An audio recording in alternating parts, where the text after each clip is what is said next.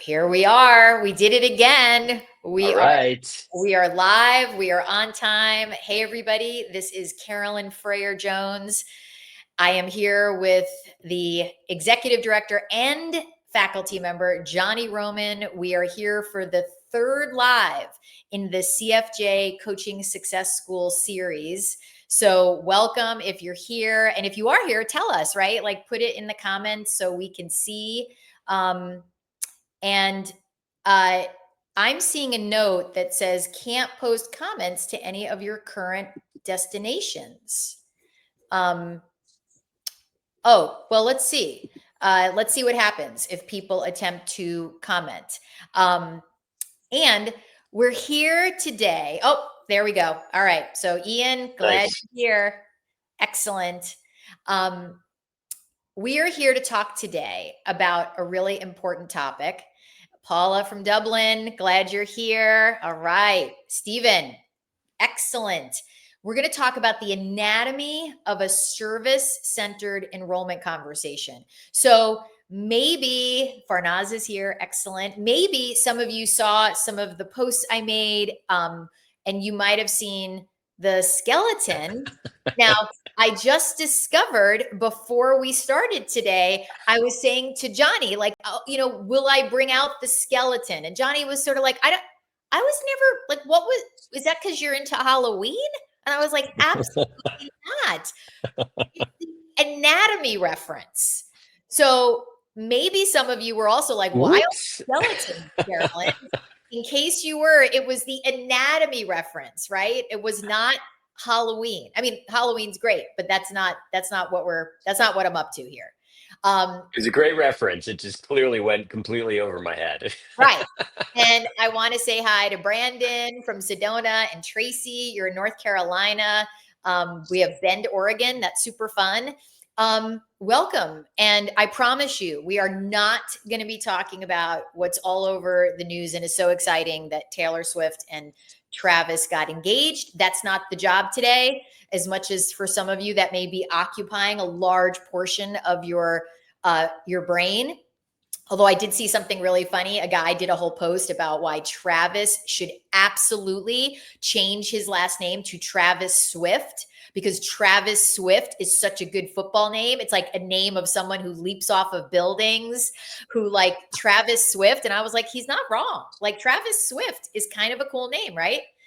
All right. We got David from Seattle. Hey, David, we're glad you're here. So we have to start with the would you rather question, right? Because now we're doing it in every live. So I'm going to give you a moment. So this is another would you rather question. Today's question is, would you rather be able to talk to dead people or to animals? Would you rather be able to talk to dead people or to animals? So Ken is here and Ellen, this is awesome. I personally, I thought a lot about this because I thought, well, would I want to be able to talk to dead people? I have a caveat. I only want to be able to talk to certain dead people, because I don't know if I want my mom to have an open stream to me again. Dead animals. Oh, you want to talk to dead animals, Alexander? That's funny. You know what I mean? Like I want to be able to choose the dead people I talk to. And I love my mom. I wouldn't mind a couple conversations, but right, like Mozart, that would be amazing. But I don't know. Do I want to hear from everyone? What about you, Johnny? Yeah, that's a tough one. I think I would love to talk to animals. I think it would add such a rich dimension to life to know what is occurring in that world and what their thought process is. And, it opens up a whole other stream of coaching clients, 100%. I mean, look, part of me wants to be like, but then again, it's like, I already know what my mom is thinking, but she might be really different now. Like she may have evolved to a much higher level of consciousness, and it would be a wildly different conversation. So I'm open to that. All right. So keep telling us what you prefer. Animals, 100% right. Cheryl's definitely animals, right? Because she does equine work. Let's dig in. Animals. Johnny convinced me. That's funny. Johnny's a good enroller, Ian. That's the whole deal, right? So compelling. All right. So maybe some of you have seen this, maybe some of you haven't. We have a graphic prepared for today that we are going to start to dig into. So, our fantastic director, John Jones, is going to help us bring that up while I share. And I'm also going to acknowledge another person who's behind the scenes today, Lauren Fisher, who's like a big assistant at the school. She is going to be directing next week. So she is here learning the gig. All right. So the anatomy of a service-centered enrollment conversation. There we go. Look at that. So we're going to start to dig into this today, right? And I want to create some context around this as we do. So the anatomy of a service-centered enrollment conversation, from our point of view, from my point of view, from Johnny's, from how we talk about it at the school, is that it's always going to have these elements. When I'm going into an enrollment conversation, I'm going to have one later today. It's like I am focused and anchored in my job is to connect, it's to continue to build trust. I am deep listening, obviously integrity. I'm still creating safety. And then ultimately, a service-centered enrollment conversation is going to include transformation, period. Now, Johnny's going to share in a moment. What I want to talk to you all about is that there's always service in an enrollment conversation from our point of view. And there's a way to do an initial enrollment conversation that many of you have heard me talk about, Johnny talk about. Some of you have seen my video on it. Some of you have seen Johnny's video on it. And that is the gap conversation, right? So the gap conversation is this first conversation. It gives you structure. It helps you get an overview with someone of the gaps in all the areas of their lives. And we have a handout on that. We have 2 videos on it. If you've never seen it, you're going to be able to ask for them by email or a message. Those are great and they're really important. And we can answer some questions on those. And for today, I want to make sure everybody knows we are talking about what is always in a service-centered enrollment conversation. Whether you're in that first one, which has this structure to find the gaps, or whether you're in your second, third, fourth, maybe even fifth conversation, right? So Johnny, what do you want to say as we start to open this up? Yeah, how I think about enrollment in general is in a way we have kind of 3 main jobs, so to speak, in enrollment. The first and most important one is to create trust and rapport, to really create a connection with people. Because that's where like all the juice is. Like people, you want to create safety, you want to create trust so that people really feel that they can relax into the space and we can have a more open conversation. The second is we want to connect people to a vision. We want to understand what their vision is and start to open up the gap between, answering the 3 questions, the 3 like core coaching questions. Where are you? Where do you want to be? And what's in the way? And then start to connect that with coaching, have an experience of coaching. So that the gap conversation piece that you talked about is something that is a tool that can create that. And that's just one tool of getting at and creating the experience of what it means to be in a coaching conversation with you, the coach. Yes. So that's kind of how I think about it, and the whole process, whether it's 1 call, whether it's 3 calls, et cetera, like that's what we're really working on creating throughout all of that time. Great. Yeah, exactly. So if we go back to the graphic, I want to talk a little bit about what you just said, Johnny. So remember, Johnny said for him, it's like there's the connecting and building trust, right? So we have on the graphic, right? Connecting versus convincing, trust versus tactics, right?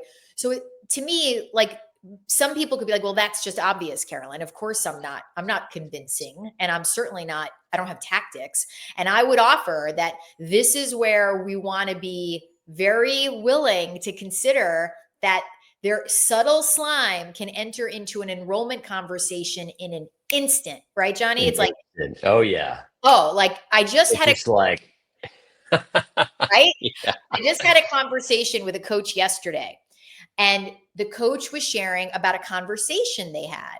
And it was with someone, I think they had worked with them before. This person had moved to a new organization. They were in the conversation to talk about, they were serving the person. The coach was, however, sort of moving it along like, when are you going to talk to your boss about this new coaching potential in this new organization? And really the question was something like that, like, when do you imagine you're going to be having this conversation with your boss? And I said to the coach, now I just want to slow down. Who was that question for?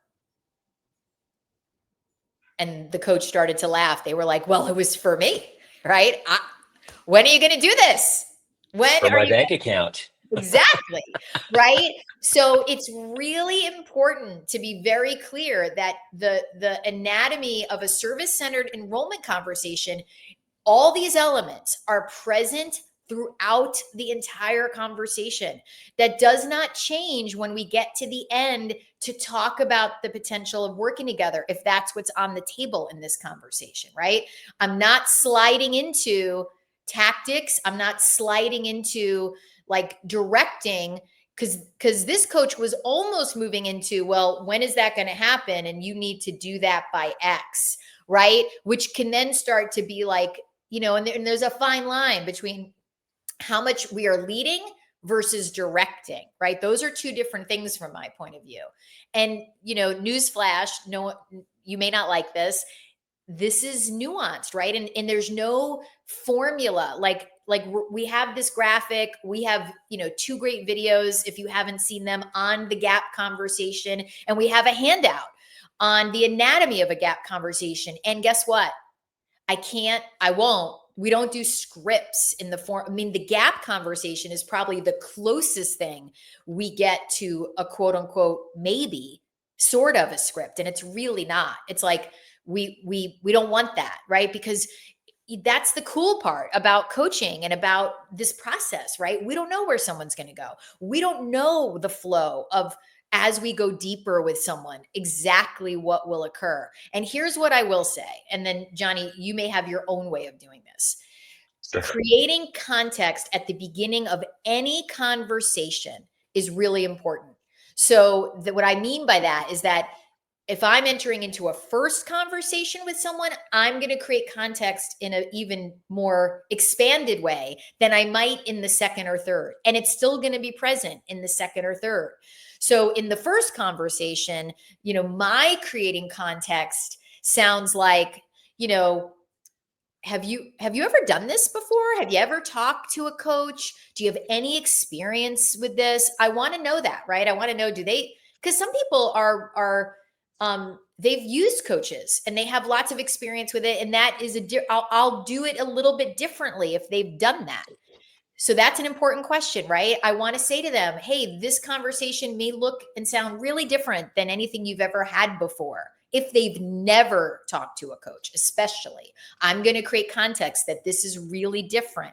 I'm also going to say things like, while we're here, like, I'm going to poke around kind of like a doctor does, because I want to see like what's going on in your life. Will you let me know if I've poked on something that you do not want to talk about? Will you let me know? So I want to start to create a gauge for depth, right? So I'm always like, how far is someone willing to go? How much can I ask here? The other reason I ask that early is I want them to know, like, oh, this could get uncomfortable, right? That's what sometimes coaching is. It's uncomfortable. So, Johnny, can you talk a little bit about what that's like for you? Yeah. I learned that, like, basically what you're talking about early on, probably in the first month of being in the CFJ school. And it was wildly helpful. And I still do it to this day. Every time I have a first conversation with a potential client or anyone, I'm always asking, hey, can I create some context for a time together today? And they're always so uh, appreciative of that. They're like, yes, please, because they don't really unless they've had experience with coaching, they have no idea what we're doing together. It's a very people just don't have the reference point unless they've worked with a coach. And even if they have been coached before, they've never worked with me. And so it may be a completely different experience working with me than with another coach. And that's fine, right? We all have a different way of coaching and approaching conversations and things like that. So I find that creating context really does a few things. One, it's just helpful and sort of having people have an understanding of what's to come. It helps put me in a leadership position of sort of sending the message that, like, hey, I know what I'm doing here. Like, this isn't my first rodeo, so to speak, and that can be relaxing for people. Like, okay, I'm in good hands. He knows what he's doing. He's going to create some context for me. He's going to sort of lay out the path that we're going to go down together. And then also inside of creating the context, it helps to create that trust and rapport and send subtle messages like you were talking about, Carolyn, of like, hey, we may enter into uncomfortable territory. That's fine. That's normal. That's part of the process. And you also have permission to be like, hey, I'm not ready yet. Like that's part of the rapport and safety and trust that we're building together. So I love that as a foundational messaging point because it handles so many things, or at least starts the process of handling so many things that are really important in a first conversation, namely around safety and trust. So you said something really important. And if we bring back up the graphic, I want to say something about it. So safety, right? So safety, this is not, the list is not like quote unquote in a special order. It's not like, oh, one should, I mean, connecting is usually the first thing, but it's not like there's a specific order here because obviously, ideally, we're listening deeply the entire time. So I want to make sure people know that. So I want to talk a little bit about safety though, right? Because Johnny is someone who creates safety so beautifully when he's working with people. And I it's an interesting thing because safety is in some ways it's created, in other ways it's earned, right? Because as we go from conversation to conversation, someone then feels more trust in Johnny in the second conversation. So they might be more willing to share with him some things that are going on in their lives that they maybe didn't in the first conversation, not with conscious awareness, but it's like when we're establishing and building rapport over 3 or 4 conversations, that's a process. And sometimes coaches try to go for the jugular, let's call it, in the first one. Now, I'm not here to be like, you should or you shouldn't, because coaching is really good coaches might be able to take someone farther, faster than when we're newer in the game, right? So I have a lot more trust in myself about maybe going a little further than I might have 5 or 10 years ago, right? Now, alternatively, I might also be more patient and more willing to go a little bit slower. So one thing I want to say to everyone, we're going to open it up. Oh, so great. I'm glad Jennifer's already asking a question. What do you mean by create context, right? So all I mean, and Johnny means by that, Jennifer, is like at the beginning, I'm saying some things that help set the structure for what we're going to do together. It's like, I'm going to say, have you ever done this before? Have you ever had a conversation with a therapist, right? I want to start to, I don't want to just jump in. A lot of coaches will just start to talk about, so what would you like to talk about today? Like I've had coaches be like, what do you want to talk about today? In their first conversation before saying anything else. So someone, to me, when we do that, we're missing a big opportunity to set the stage. Really creating Yeah. context is setting the stage for what's about to happen, right? So I don't want to just throw someone into the deep end of my pool without telling them we're about to get in a pool. We're about to. We're not there yet. Let me talk a little bit about this pool that I have. Let me talk about what it's like. Let me talk about some of the things that go on in there when we're in there. So I want to set the stage for this. That's really what creating context is, right? Before I start to be like, so tell me what you want to work on today. I, I don't want that yet. I've not set a stage. I've not set the tone. I've not talked like people. I think there's a misconception in the profession that even with people being much more aware of coaching in general as a profession and what it does, I think as professionals, we have a responsibility to slow it down in the beginning and give people I think of it like a little bit of breathing room so they can start to get ready for what we're about to do. So to me, that is creating context, Jennifer. Let us know, right? And Johnny, if you want to add anything, does that handle your question? And Johnny, did you want to say anything else? Yeah, I think I, I, I, I tend to start with an assumption that they don't know what coaching is. They don't know what we're doing together. They have no idea. They've now sat across from me or, on the screen and they come up and now here we are. And it's like, now what, And I just want to, in a way, assume that they have no idea, even if they have worked with a coach before. However, until I have that data, I want to assume that they haven't. And then from that starting point, kind of walk them through like just a brief kind of overview. I love the term setting the stage, because it's just coaching can feel so abstract and it can feel very confusing for people, because coaching, people understand, they have the reference point of coaching in a sports context or something like that, and they don't always have it in the life coaching context or business coaching or something. And there's just a lot of questions that are, even if they're unconscious, and questions can create dis-ease, uneasiness, and like hesitation, and kind of they can be guarded in a way where they're not even aware of themselves being guarded. And the more we can set the stage, it helps people to relax. Like, okay, I know what's coming. Okay, I have a sense of this. And so that's why it's so valuable to set the stage. It helps people relax into the experience more, so that then they can start to, dip their toe in, or some people are ready to jump into the deep end. That's great. Right. We just want to know kind of where they're at and meet them wherever they are. Totally, totally. And Jennifer, to me, you really can't create too much context. Like I don't want to take up my 90 minutes or 2 hours with an hour of context, Sure. but really, I really want everyone to know it is critical. Like it's not something that you go, I don't know if they really need it. Nope. Because like Johnny said, even if they've worked with a coach before, they haven't worked with you and they haven't heard you share, right? So it's like, as we grow in this profession, like the things I say have evolved, but someone doesn't know what it's like to work with me or to sit in a conversation with me. And Paula asked a really good question, so we're going to go to that. And I want to say something, right?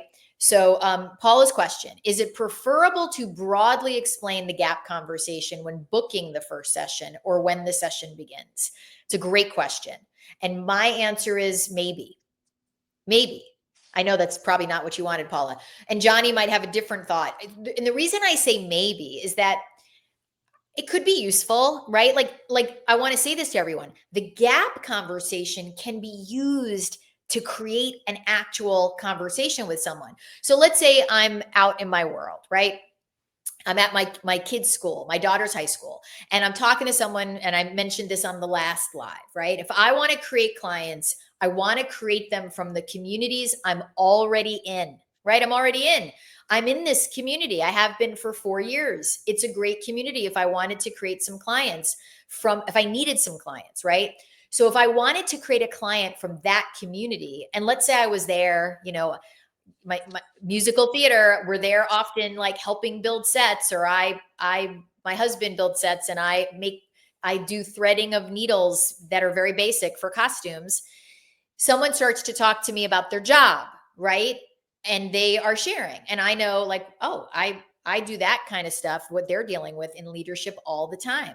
So I'm listening, and maybe I ask a question or two, and maybe when we're going to say goodbye, when we all get to go home, I'm going to say to them, you know, I don't know if this would interest you. So I do this thing where people come and we do this thing where we do an overview of your whole professional and personal life. It's a tool I use. If that would be of interest to you, we could do that. Like my gift, no strings. Like we could just do that together. I have a whole way of doing it where someone can sit and kind of get zoom out on their lives. So that, Paula, could be a great way to bring someone into a conversation. I don't know that it's required to broadly explain it or not. And I think sometimes if someone's like, great, yeah, I want to come meet with you, it could be helpful to say, so great, we're going to do a very specific thing in the first conversation to get altitude on what's happening in your whole life. So I just want to give you a heads up. It's going to be fantastic. And then we'll dig in, right? What about you, Johnny? Do you have thoughts on that? Yeah, I mean, I agree. I think it's a really it depends, right? You know, someone may come to you, or you are having a conversation about something very particular in their world and their life, and that's the thing that would really support them as a starting point of, hey, if you wanted, like, we could have a conversation about that specific thing, the challenge that you're having with your colleague at work, or the project, or you're in transition in your world right now and not sure what's next, or whatever the case may be. Like, these are the kinds of things that I coach people on and really support them with. And so, if you wanted to bring that into a conversation, we could talk about that. Um, and then, after having a conversation about that, you could say, this has been so valuable, and there's a really rich conversation here, and I wanted to offer something for your consideration. Like, we really focused in on one specific area. If you wanted, we could zoom out and take a look at your whole life, and actually put some more time on the calendar to have another conversation to sort of zoom out. That could be valuable also. And it's a different process that I do than what we've been focusing on. And so that could be a lead into a second conversation, for example. Right. And the first one isn't part of, it's just not required to even do the gap conversation in the first one, because there's a more specific thing. So it really, yeah, it depends. That's an answer you'll hear from us a lot. Yeah, it's very much so. If we bring back the graphic, there's something I want to highlight as we're digging in. And again, more questions, just put them in the comments. We want to answer your questions. So, and I'm going to talk about all of this at once a little bit, right? So there's the gap conversation, which can be a great tool for a first conversation, especially if you're a newer coach and you're like, what do I do?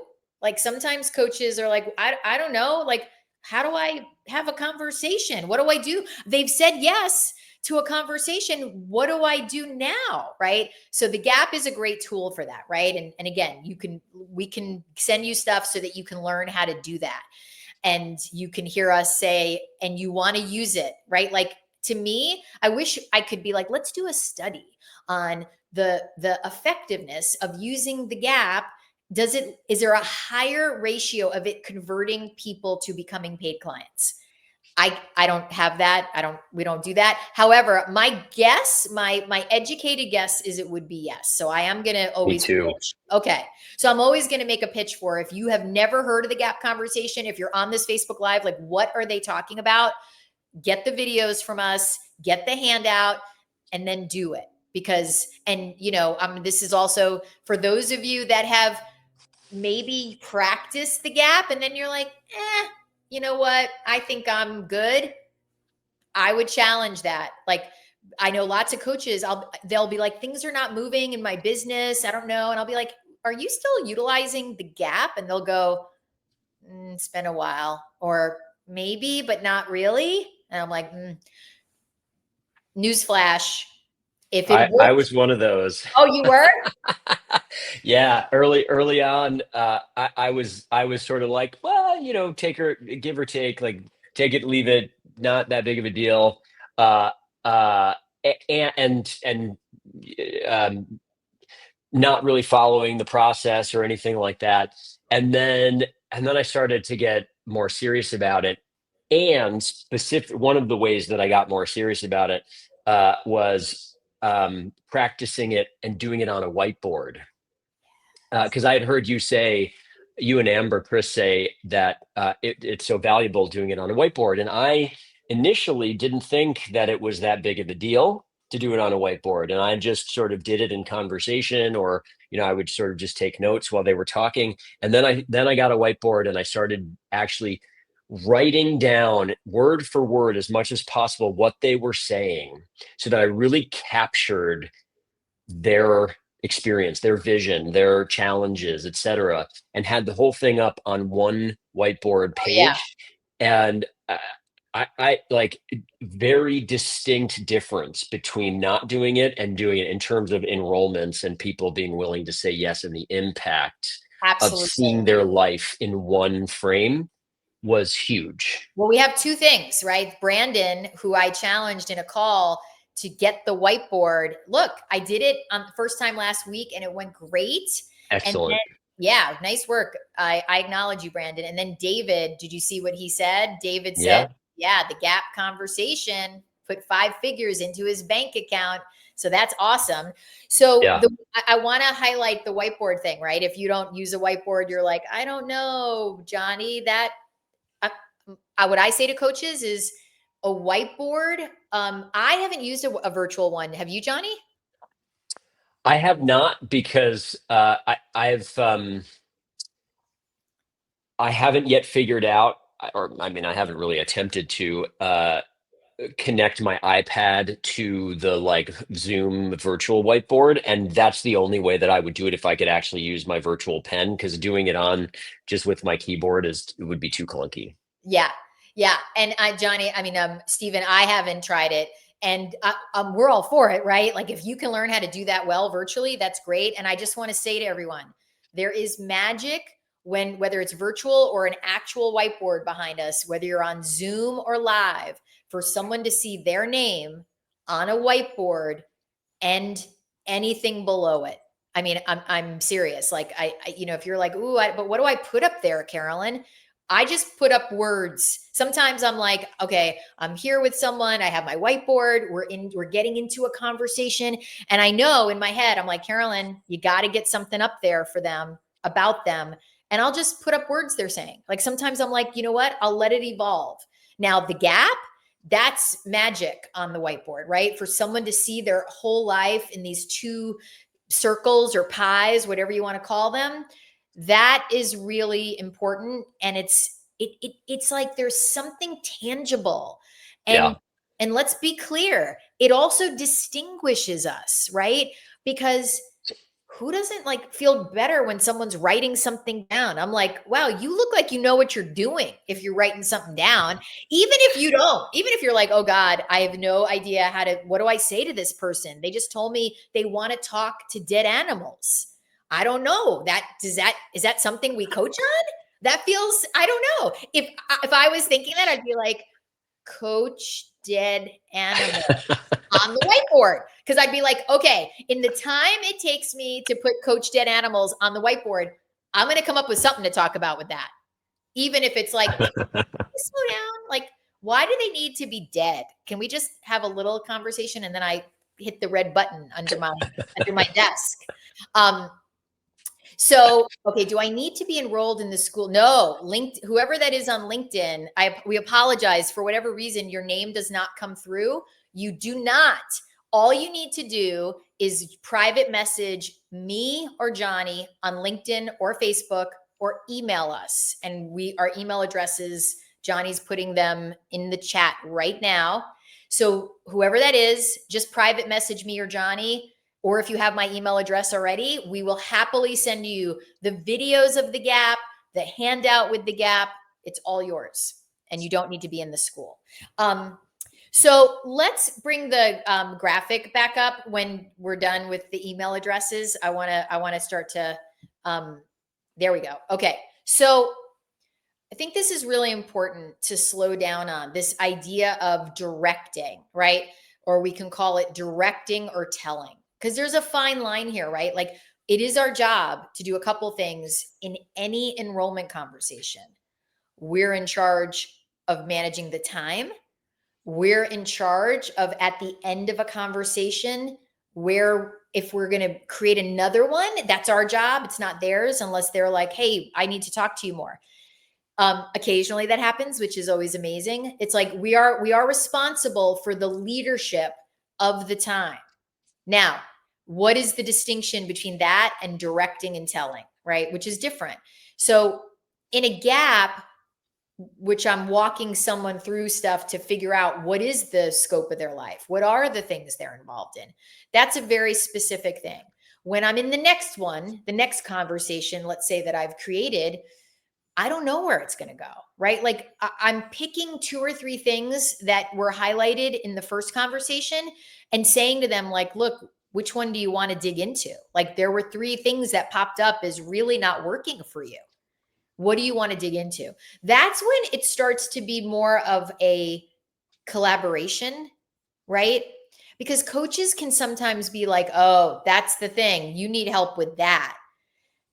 And I want to be a voice for, we want to be careful there. It's like, I want to be willing to share the truth as I see it. And I'm like, oh man, this guy just told me he hasn't talked to his adult child in 15 years. That could be an area of opportunity. But I'm also like, if he's saying, no, I want to talk about this challenge I'm having at work.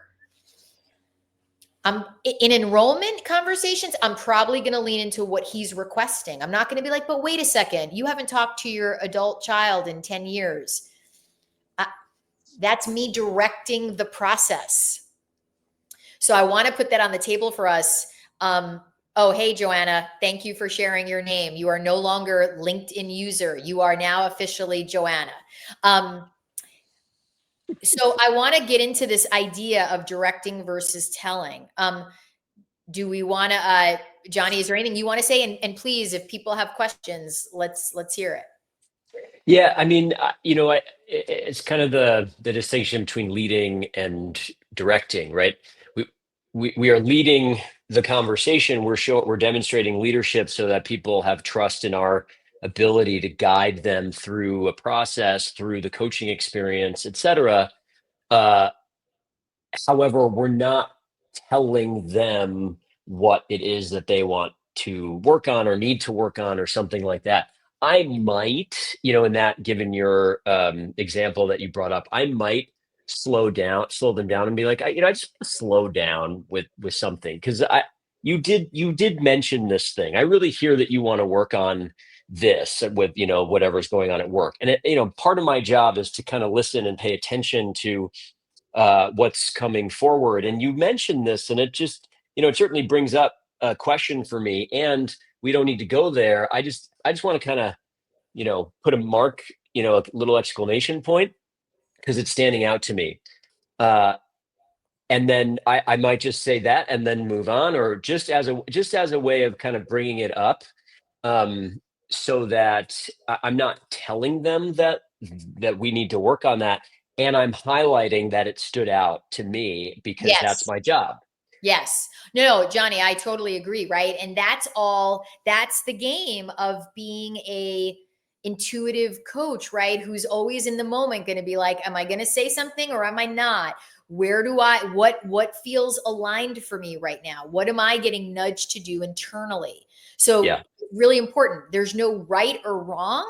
And I'm not suggesting that we bypass that stuff, right? Because if for me, it's more like, when am I going to say something versus if. Um, and it's like this is a really interesting one, right? It's like the person we are serving. See, if we're really going to be in service centered enrollment and service centered coaching, we are not assuming we know what is for their highest good, what is the area they really need to work on. It's an easy thing. Once again, if we pull up the graphic, we can slide into convincing, and we can slide into telling. And I'm going to mention, I think John and Lauren, if we can do the graphic again, that would be cool. Thank you. Yes, Moshe, we will talk about your question. Thank you. So, this is where nuance comes in, right? It's like, if I'm seeing something that I think, ooh, that feels like a big flag, right? They just said that they haven't talked to their adult child in 10 years. And I'm in enrollment and they're telling me they have this work thing happening, right? So, like the way Johnny did it is he's like, I'm going to put a pin in it. I just want to have said something that acknowledges that as something going on in their lives, even if they're not occurring like they're in distress over it, right? They could be like, yeah, no, I haven't talked to my kid in 10 years. Now, inside of me, I'm like, ooh, that's like a big deal. But they look like they're talking about needing to get an umbrella. Um, you know, I still, and I agree with you, Johnny. So this is for all of you. It's important to not let things go by us either, right? So it's like I'm not, so that's where in the name of convincing or tactics, we can be like, "Oh, but I really need a client. I don't want to mention that they don't talk to their kid." No. I only want to do what they want to do, right? That can be the other side of this. Well, they don't want to work on personal stuff. Okay. So I'm willing to let that be the case.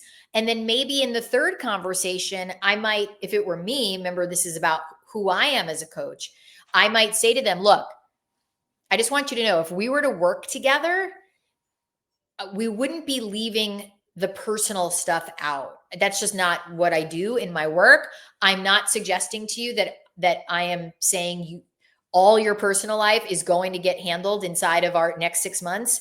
And I would want you and I to have an agreement that, at least looking at what's happened with your daughter, your adult daughter, I think there could be value in that. And then I want to see what they say, right? I want to see, well, are they open to that? I certainly need to be okay with if they want to direct what happens inside the coaching, which sometimes people do, I'm not the right coach for that, right? That's like an imbalance in the leadership that we want to look at. So I want to respond to Moshe's question. When in the process I create the gap conversation, for me, it depends on the person. I might not create it till our first conversation when Johnny comes into my, to sit with me or we're on Zoom. I might be like, hey, so we're going to do something we've never done. You and I are sitting together for the first time. I'm going to walk you through a whole process and it'll be like we get to zoom out on your life. But before we even do that, I'm going to say, let's slow down and are you okay if I create some context for our time together? So I might forecast that I'm about to do this motion, not until we're actually in the conversation. And then I'm going to always create context first. And I'm going to create it at the beginning of every conversation, meaning if I'm in the third conversation, I'm going to be like, oh, so this is our third conversation. You've done great work. And I want to give you a heads up. We're going to go further today than we have in the first two. We're going to go further. There's going to be even more coaching that occurs in this conversation than occurred in the last one. That might be all the context I create. Johnny, is there anything you want to say about that?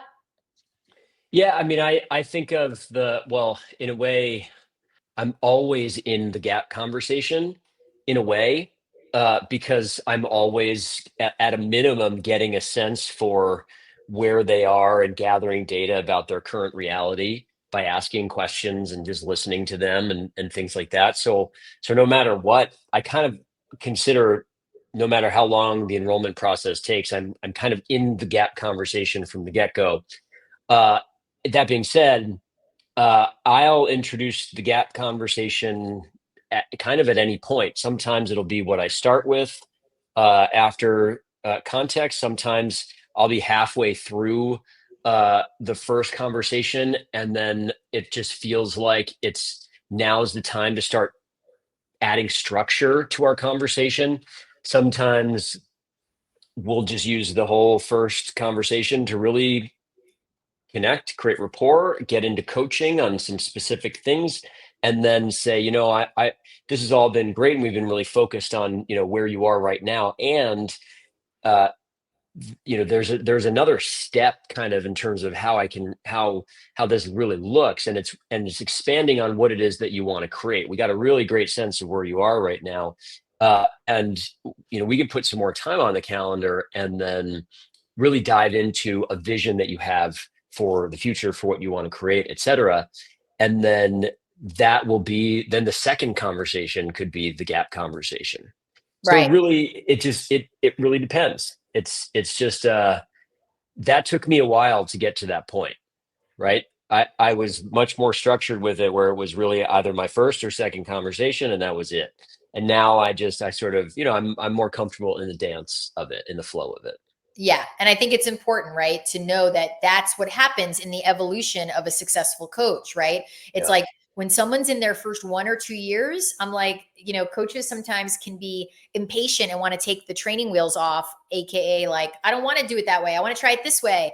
And I'll be like, well, wait a second. You're not even where you want to be in your business yet, right? You haven't made 50K yet or 80K yet, or you don't even have 5 clients yet. So maybe let's not take off the training wheels, aka do the gap exactly how we've coached you until you have more success of the things you want, right? And even then, like, I'm a fan of, hey, you couldn't have made Michelle and I not do what Steve told us. I don't know, for the first 3 years. I mean, occasionally we went off the rails and ignored him, which he was very good about being like, wow, how'd that go?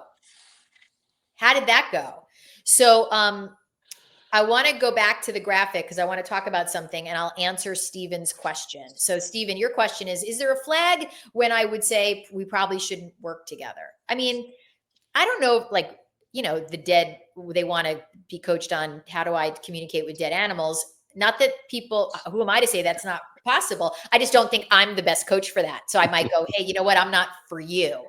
However, in terms of actual flags, I mean, it's really more my own inner guidance. So, in other words, if I thought, someone was questioning the value of their own life and were considering taking their own life, right?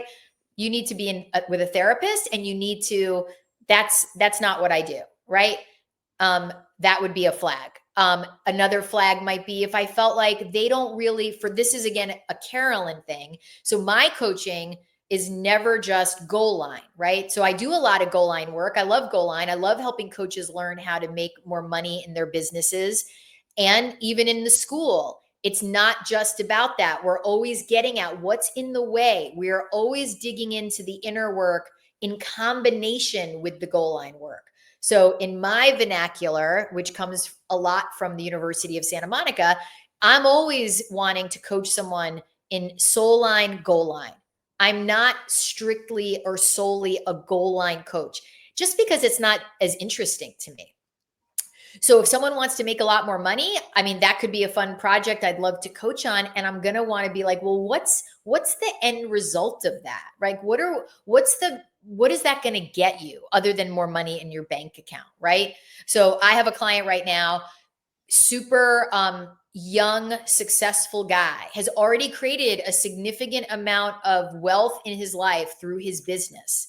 And he is someone who has a lot of ideas. He's an entrepreneur, and he's sort of in this place of like, I really want to create something else. And we're really slowing down on what is that for, right? Now, I'm not here to say don't create another business and make more money, but it's like, what is that feeding in you? Like, is that about relevance? Is that about like, I'll feel better about myself if I do this again? Is it about the sheer creativity of it? This is a super creative person. And again, I'm not here necessarily to say good, bad, right, wrong.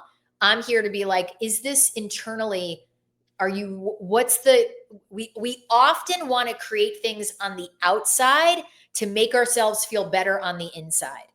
So the coaching that I like to do is about, you can actually do work on the inside that handles a lot without having to create more on the outside. Now, creating on the outside is beautiful. If I'm called to create a goal, fantastic.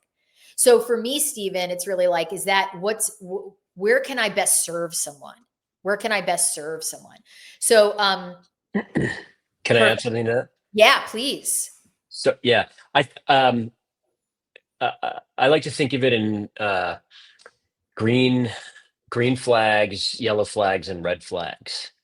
And And in a way, it's kind of intuitive, like what is a red flag and what's a yellow flag in the context of coaching. I think of yellow flags as, they're something to have a conversation about. They're not in and of themselves deal breakers by any stretch of the imagination, and it's important that we look at them and bring them and talk about them.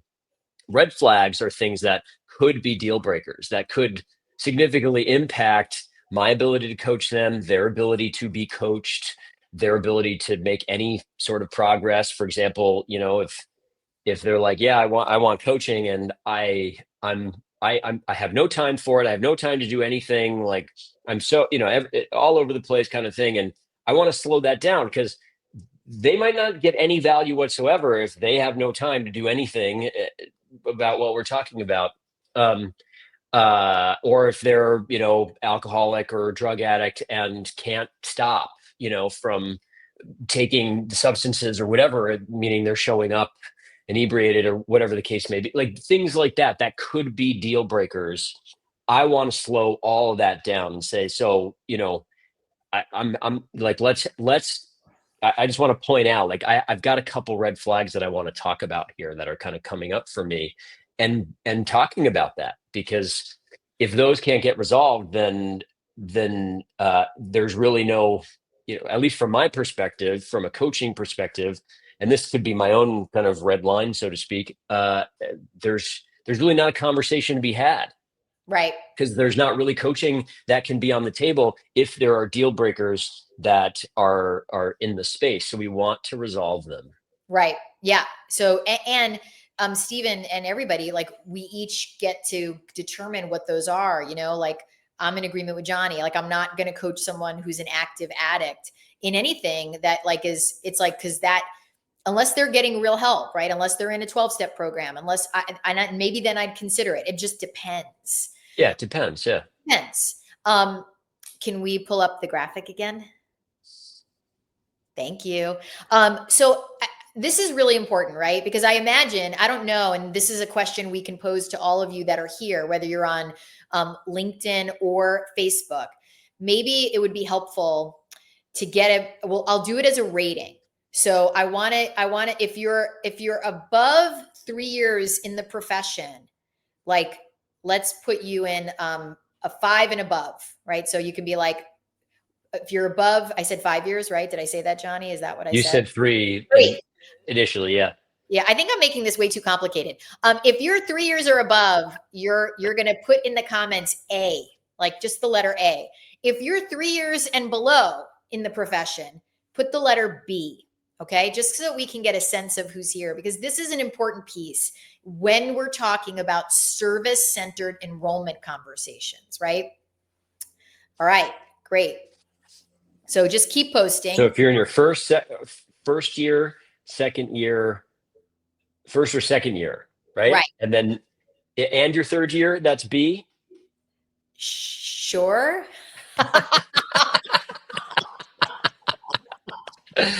Yeah. So first, second, or third, you're B. Fourth and above, you're A. Well, we have a ringer here, Trevor Timbeck. I'm like, hey, come on, man, you're a ringer. Get out of here. No, I'm just kidding. You are so welcome here, Trevor. So glad you're here. Thank you. Wow, I love that. Look at that. Our John and Lauren are helping us. So, and there's a reason for this, right? Because when we're in the first years, right, it can often feel, enrollment conversations can feel a little bit like we're in the Wild West, right? Maybe we haven't done that many. Maybe we're still not sure. How does this thing work? And this is I'm going to even call it a rule.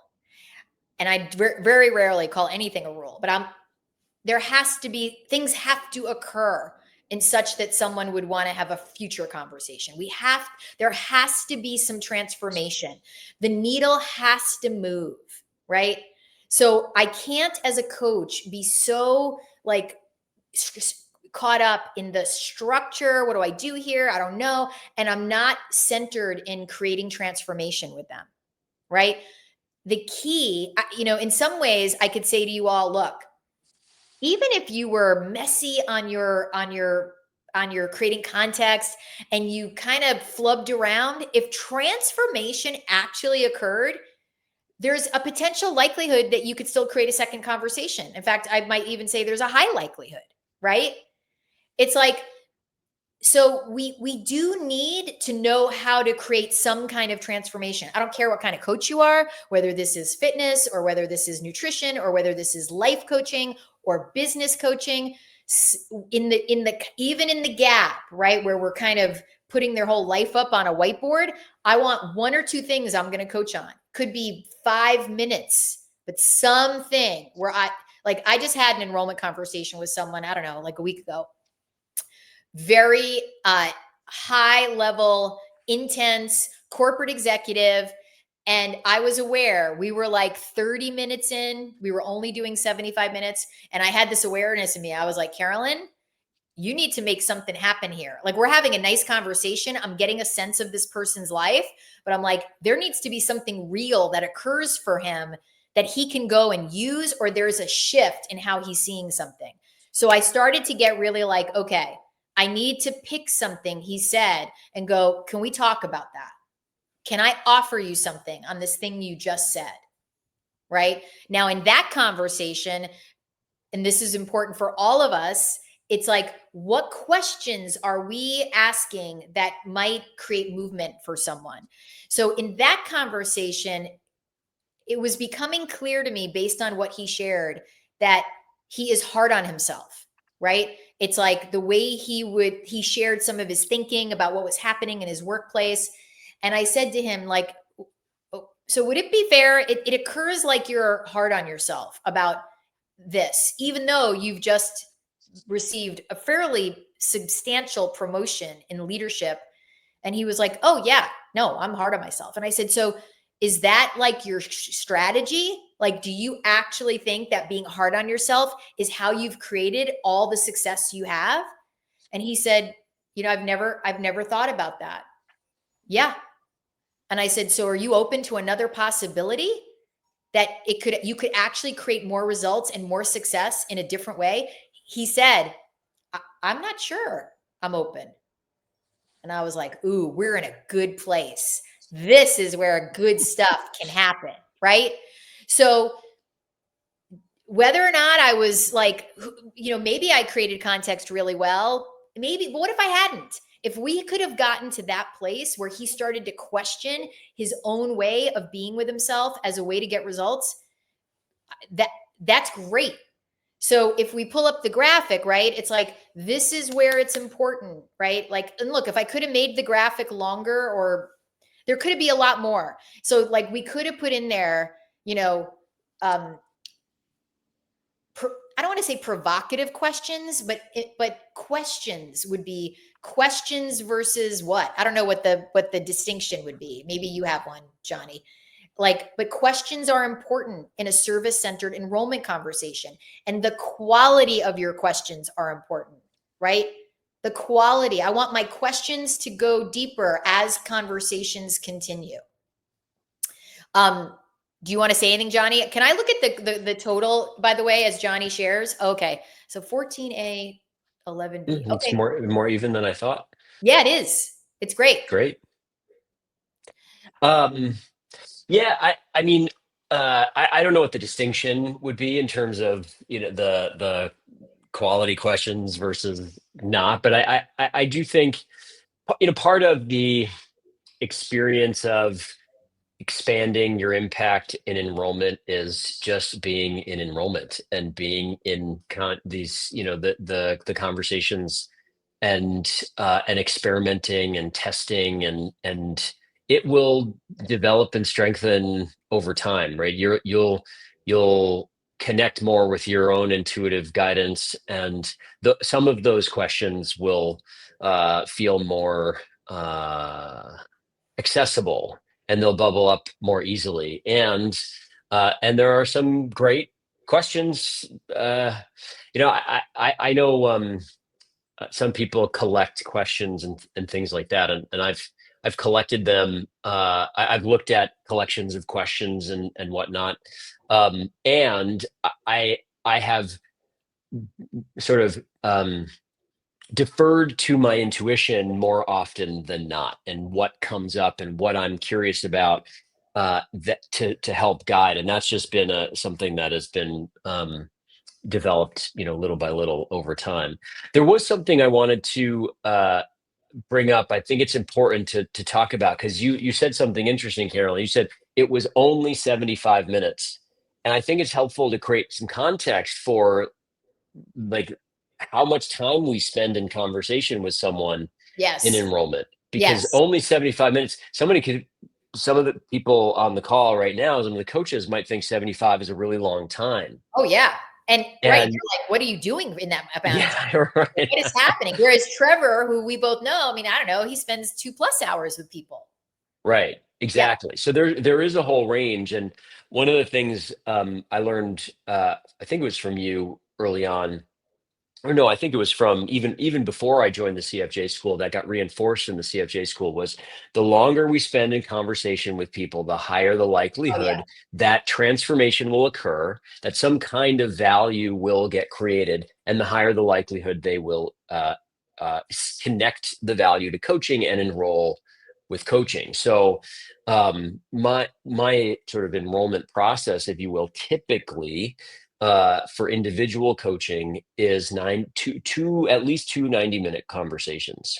Yeah. I'm really spending in total 3 hours complimentary with people, because it's just a lot can occur in that space. And when we're talking about creating value and creating transformation, and then in the context of trust and rapport, like all that takes time. It takes Yes. time for people to trust you and to trust the space that you're creating, and for that rapport to build. And so that happens over time. And then as that occurs, more possibility of actually creating something of significant value that really moves the needle, so to speak, can occur. So we uh, I know there's a lot of different approaches, if you will, to enrollment, and there are more fast-paced, like 30-minute enrollment conversations, and at Boo. the end of 30 minutes, you're kind of proposing, and Boo. I call a boo on 30-minute enrollment conversations. I mean that. yeah, I know, like I can't, my own inner guidance is like, no, no, no, I cannot say yeah, to someone, yeah, you're not gonna, it's very difficult to have deep conversations with right. someone new in 30 minutes. I mean, could I have like a boo, thank you, boo, see? Wait, before we talk more about this, because this is valuable, Linda Pritchard, you nailed it. Questions versus assumptions. Hmm. If we were Yeah, going to add totally. something, right? That's great. I love that. Yeah, Right. that's good. And high quality, I would make it for my advanced form, my advanced graphic, high quality questions versus assumptions, right? Because we're all like, we're meaning making machines. I have no idea what something could mean to someone that they said, right? Like this guy who was like, yeah, I'm hard on myself. I don't even know what made me say, like, is that like, do you think that's what like gets you the results you do? Now, that's not like a standard question I ask. I just was like, oh my gosh, that's what this guy thinks. Now, 30 minutes. So like, yes. And I 20 minutes. Coaches are like, oh, I do a 20-minute discovery. I'm like, what are you possibly going to discover in 20 minutes? Except I don't like, again, maybe it's me. Maybe I'm just not a good enough coach to move the needle in 20 minutes. I don't know. But I challenge all of you that are doing less time. There's a reason Johnny brought this up, right? More time, higher likelihood of someone becoming a paying client. When Steve Chandler said that to me, I was like, I'm in. Like, I don't care. When our fees, especially as our fees are going up, right? Like, look, there was a story I've told before to people in the school, and I'll share it here. I don't know. My fees were like $6,000 for 6 months at that time. I think I'd had 2 conversations with a guy who'd gotten referred to me. And 6-minute abs, exactly. Right. Who no one has 6-minute abs, right? Trevor just posted that. They're not real. Okay. So this guy wanted a third conversation with me, right? I think they had talked to Steve. I don't know how Steve Chandler knew them, but Steve said to me, this guy wants a third conversation with you. And I was really like, Really? I've already spoken to him twice and I talked to him for 90 minutes each time.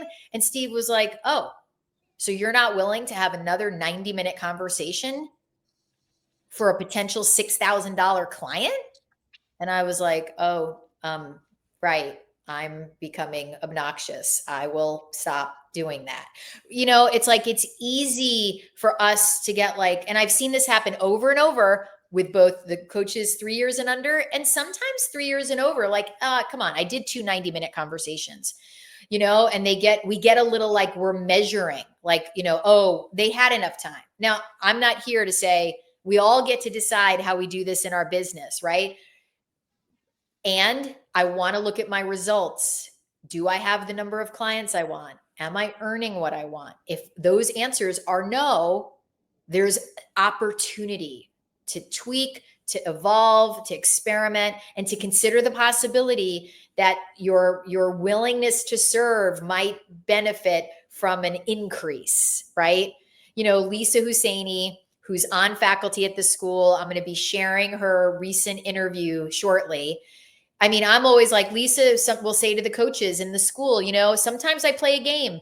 If I like talking to this person, I'll have as many conversations as I continue to like talking to them and serving them. And the coaches in their school, are you serious? And she said, yeah. So sometimes that's 3 and sometimes it's 5. She's played a game. How long am I willing to keep talking to this person? It's an amazing game. It's all from service. There's a question, right? I think it was Moshe. Just curious. Okay. Do you find over time that people were open to setting aside 90 minutes versus only wanting to set aside 60 minutes? It's a good question. And this is where leadership comes in. So it's not it can be a rule for some coaches, but I remember when I was probably in the 3 to 5 year mark of my business. And Steve said to me, look, I was like, oh, but someone's busy and what if they don't want to give me more? He was like, you're the coach. He's like, you can say, this is 90 minutes. You're going to set aside 90 minutes. And someone says, well, I don't have 90 minutes. And I'll be like, well, look, this is how I work with people. And this is what's required for us to start to get to know each other. Right? Like, I can lead it the way I choose to. Now, have I ever said to someone in corporate, and I've said, hey, set aside 90 minutes. And they're like, you know what? I'm only going to have an hour. Now, where I'm at in my practice, I'm like, great, let's do an hour. We'll start with an hour. But sometimes what I'll do in that is I'll say at the end of that hour, I'll say, okay, so there's a lot here. I would suggest we have another conversation.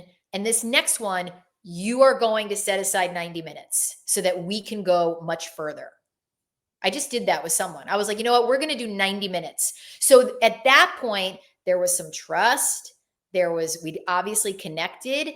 They had a sense of who I was, and they were at that point willing. So sometimes we need to get an hour in, and then I go, hey, next one's 90, because there's a lot here. Yeah. John, Which I just want to point to, because it can sound like directing. Yeah. And really that, however, that lives in the context of leading in here, because you have a sense as the coach what would really serve the conversation, what would really serve the depth of, like, in the process, not the topic, the process. Right. Right. And that's the leading context here around, like, this is what I know will serve us to really create and have the space to dive deeper into this so that more value gets created. That's right. So we have a couple of comments / questions. So Veronica, we're going to take yours. The share more about offering a gift, no strings, and your intuitive journey to a conversation. So that's a great one. We're going to come back to that. I want to answer Becky's first, which is I've offered additional conversations, but often the other person does not take me up on it. So that's a really good one, Becky. And Becky, when you get a moment, put in the comments, are you in your first 1 to 3 years, or are you above 3? And what I want to say to you, Becky, is if that's a trend. So in other words, if we said, okay, the last 10 to 20 people you talk to, over 70% did not take you up on a second conversation, or maybe more. If I was going to spend time with you, I'd want to start looking at Tell me about those conversations, the first one you're having. What is happening in there? How long are they? Are you doing a version of the gap? Rounding the corner to third year. Bravo for staying in it, right? So I would want to slow down and say, how long are your conversations? Do you utilize the gap currently? Or are you like, whatever that is, I don't know, but I want to get it? Because my experience for coaches is when they're not getting another conversation on the calendar with someone, a couple things are probable. Not enough has occurred. There's not enough that occurred that someone would go, okay, that's one. Now, another one that's a high probability. I wasn't leading it in such a way that created the second conversation, right? So offering a second conversation, it's a fine line. Am I saying, hey, this thing that we talked about that's going on with you and that other leader, there's a lot more here. And I'm going to suggest we put more time on the calendar because we can really dig into that. So in that one, I'm leading. I'm saying there's more here. I'm being the coach. And Becky, I'm not saying you're doing any of this. I'm just saying to you, I would want to do some digging in with you. We would want to be like, tell us more, Becky, about what's happening. And is your practice where you want it to be? Because that's another indicator, right? I'm like, well, maybe Becky's practice is great and it doesn't matter that people are not saying, I want to talk to you again. So, and you can share anything you want in the comments. All right. And if you want to dig in, Becky, write to Johnny or I, message us. We can do that with you. Absolutely. I want to answer Cheryl's and then we can go back to Veronica's. So Cheryl, would you agree that enrollment conversations somewhat depend on what type of coaching program you are offering? I don't know, because to me, I want to be in the name of like Mike's. If I'm doing a coaching program, I don't know, that's anything above $900, the more time I spend with someone, the higher the likelihood is they're going to enroll with me. The more time I'm serving them. Steve Chandler used to say, if someone talks to us enough and we just ask really good questions, that's it. If we do those two things, we ask really good questions and we spend enough time with them, they're going to be like, you know what? Talking to you really helps me. It just helps me. These questions help me. I think about things I haven't thought about. A coach can just ask really good questions, and that in and of itself can create transformation. So, Cheryl, I know you do equine, right? And I don't know if you're asking that because you're like, how many times do I have to let someone sit on a horse and have their world change before they enroll with me, right? I think that could be your question. So let us know. And then Johnny, why don't you answer Veronica's question? And I know we're getting to time, so we're going to go a little bit over. If you want to stay, great, but we're not going to go a lot over. So maybe 5 minutes. And then for those of you, next Tuesday is the last one in the series. So make sure you're there if you're dropping off. Okay. Why don't you take Veronica's? Yeah. So would you share more about offering a gift, no strings, and your intuitive journey to a conversation that includes the potential of moving into a formal coaching engagement? Well, so this idea of, going back to the chart, can we bring that up real quick? This where we subtly can get into convincing or transactional kind of stuff. Gifts, no strings it really helps us in that department to really kind of like, hey, this isn't about me or my bank account. This isn't about creating money for me. This is about really serving you. And I love this idea of like, it sort of kind of helps people relax a little bit, and removes sales resistance, if you will, like where we're not combating that. We're really just, hey, we're really rooting this in service. And I find the gift and the no strings helps that. It creates that context for me and it creates that context for them.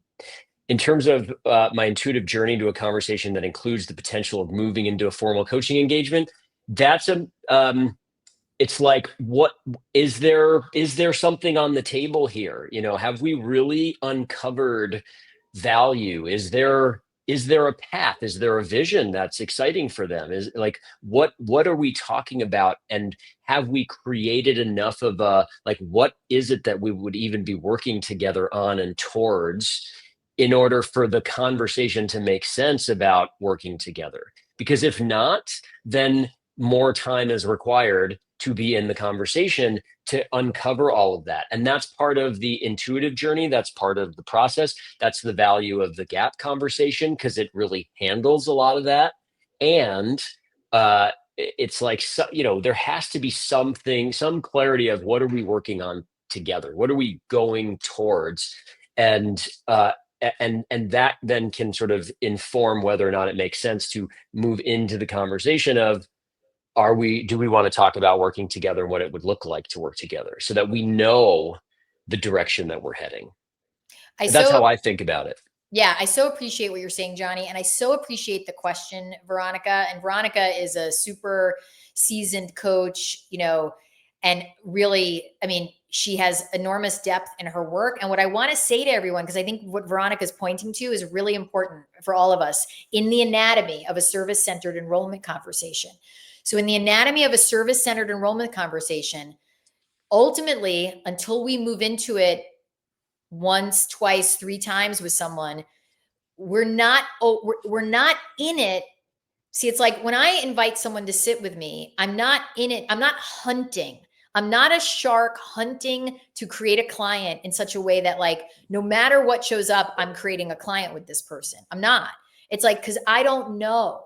I mean, that is why whoever named those initial conversations discovery calls, that's why that word is there. It is actually a good word. We are discovering what there is to work on. We are discovering if there's something here that is important enough to someone to make them go, I need to spend more time with you, Johnny, right? I need to spend more time with you, Carolyn. I need to spend more time with you, Becky, right? So if I could make the chart longer, and maybe I will, it's like, it could say like, discovery versus hunting, right? Like, what's the project that Johnny's talking about, right? That's so important. I mean, because I've spent 2, 3, 4 conversations with people.